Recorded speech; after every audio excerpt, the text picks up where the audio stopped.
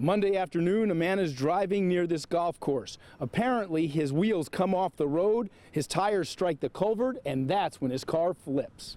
This is video of that moment. Watch as the 2015 Ford XPL flips on its side. Watch that again. By phone, the 42-year-old driver explains what happened.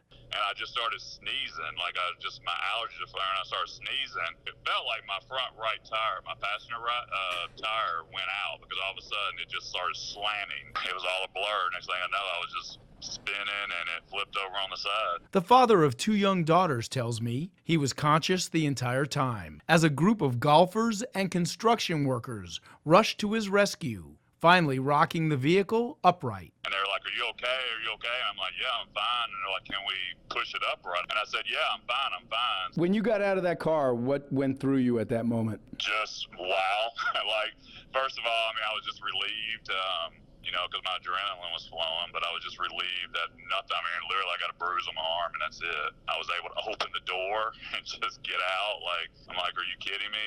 I just flipped this car and I'm walking away with just a bruise. And it just so happened to be that the car turned over in front of 8 people or 7 or 8 people that were right there. A few minutes after escaping, the car catches on fire. Well, we were responding. We thought that the man was still trapped in the car. That's about the time that Belmead police officer David Wright races to the scene. Initially, Wright doesn't know that the driver is out and safe as he races towards the flames. Were you at all fearful that this thing could explode? A little bit, but I wasn't really thinking about it. I thought somebody was trapped in the car and just needed to get him out. Within a few moments, Nashville firefighters extinguish the blaze. The driver tells me that he's profoundly thankful, not only to the men who rushed to his aid, Super, thank you. I'm so grateful. but to that Belmead cop who heroically ran towards danger. By the time he got there, the car was in flames, and he just took off, like didn't even think. So he was acting very heroic, wasn't he?